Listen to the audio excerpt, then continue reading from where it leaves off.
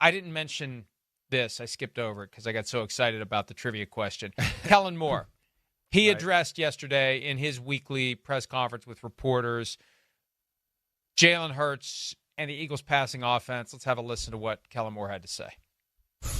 I think Jalen's done an excellent job, first and foremost, of protecting the football. Having one turnover since the bye week, I think he's done such an incredible job with that. I think you see still aggressive throws. You still see him throwing downfield. I think first and second down probably can find ways to improve there. But I think, situationally, I thought credit to our guys of hanging in there, 2-minute drive, 4-minute first downs and passing situations, red zone, 2 touchdowns. So there's plenty of smaller, little details I thought we performed at a high level of. I don't think anyone's overreacting necessarily. I think it's just a bunch of competitive guys who want to, give themselves the best chance to help the team win and perform at their highest level. And so we got a bunch of really good dudes. They all work really, really well together. I think that's the beauty of it. Is we get to spend each and every day together doing this thing, and I think we got the best of the best. I might have mentioned this on Monday when we delved into this issue. With Saquon Barkley having an MVP caliber season, it reminded me of a time when I felt like the Vikings passing offense, especially post Brett Favre, that one great Brett Favre year, it could never really get going because there was too much reliance on Adrian Peterson. When in doubt, give the ball to Adrian. And I think it held back the development of the passing offense and the development of the quarterbacks. Now, you've got a quarterback who's already developed to the point where when he signed his contract, it was market level. It's been passed by since then, as all deals are. You've got a receiver who's had a pair of market level deals, one when he was traded to the team and another one to adjust for inflation of the market. Right. And then you've got another receiver in Devontae Smith who's getting paid a lot of money. So I don't know, in your film study, are you seeing that is this just we're riding with the guy who is the hottest of hot hands, or is it more than that? Well, in the riding with the guy in the hottest hot hands, you mean just running the ball with Saquon all the time and not throwing? We've already talked about how you see moments where A.J. Brown is being ignored, but the offense is working, and is it just as simple as when in doubt? Yeah. When in doubt, 26 is going to make this go. Gotcha. Yeah. That's kind of the way they play, and Kellen Moore talked about it a little bit. Like, hey, this is how good they are. They're so good that you could just go, hey, as long as you don't turn the ball over, we can kind of win, right? That's what he's saying, and that's true because that's how damn good they are. Right? But at the same time, me and you were talking about, can they do this? It's not about can they do this against the Carolina Panthers. It's like, can they do this against the Packers in the divisional round and still win? Can they do this in the NFC Championship game against the Lions and still win? That's the question we're talking about here. Or even, in the wild card round against a tough NFC team. Those are the questions we don't know. And that's what you got to be worried about if you're Philadelphia. And on top of that, Mike, all of this and what we're talking about and the underwhelming passing performance, it's not like they've been playing the 85 Bears of late. If you could pick the 10 worst defenses in football to play against the last 7 or 8 weeks, it would be the teams on the Eagles' schedule.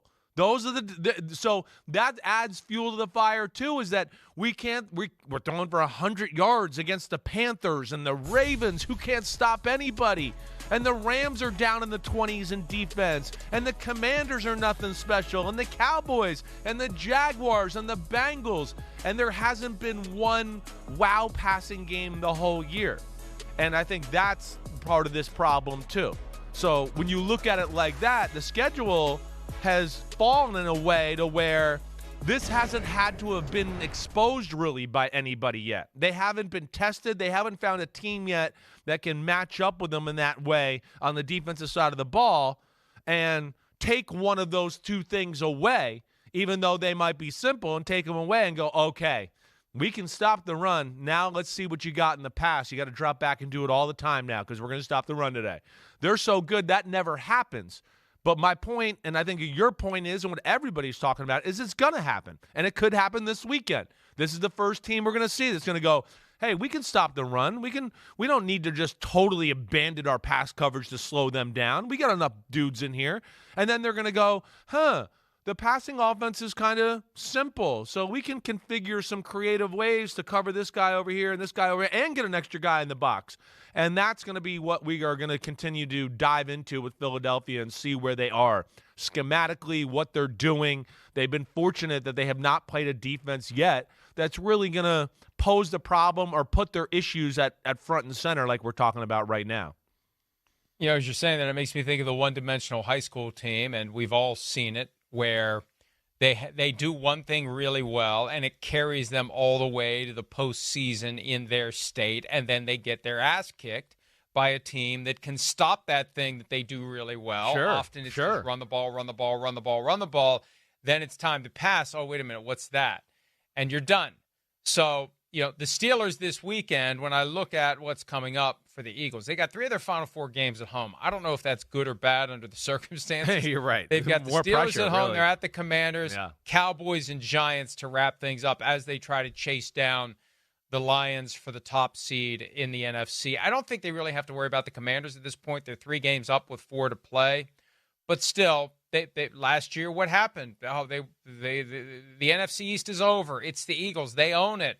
And then they start losing, and the Cowboys are winning. And the next thing you know, the Eagles are relegated to a wild card. So it still could potentially fall apart, especially with the Commanders in position to host them Week 16 and pick up a game that way and tighten things up in the standings, although the Eagles would still have to lose other games in the division to send it beyond the second tiebreaker, because the Commanders have lost to the Cowboys.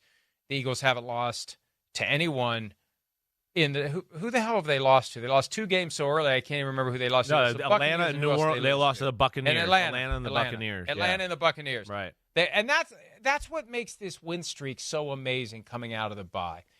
When they went into their break, early break, Week 5, after losing to Tampa Bay in Tampa Bay, where they had gone and lost in the playoffs and got embarrassed 32-9, I thought, man, they're not going to have a chance to collapse down the stretch this year. This is bad. And then they came out, and it was just like last year.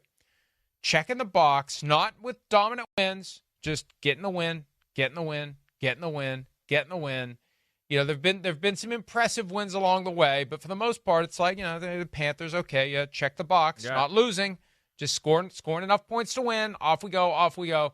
And now we see if they can hold it together in this stretch run where the planets are aligning, the clouds are gathering, and people are wondering what's going to be the next phase of this Jalen Hurts, A.J. Brown thing. So, I don't know. I mean, I feel like they're different than last year, and I feel like there's enough here with this team. And again, I'm just on the outside looking in on this one, where there's enough of a culture that they can weather this storm right here. They can weather this, just hope that it doesn't snowball to anything bigger from this from here on out. Yeah, the worst case scenario, Mike, I think is like what you're talking about, what you talked about with Devin, is that, oh man, you know, we've won all these games in a row. We lose to our in-state rival this week. Our defense played really good, right? And we only got like 10 or 13 points on the board. And, again, we couldn't throw the ball, and A.J. Brown couldn't do anything. And does that bubble into frustration in the game to where we talk about it more between the players? But either way, even if they play like that, we're going to talk about them and their offense and what it's going to be going forward. And that's where there's pressure on them this week in this football game. Hi, it's Mike Florio. Thanks for watching PFT on YouTube. Hit subscribe for the latest news and analysis from Pro Football Talk.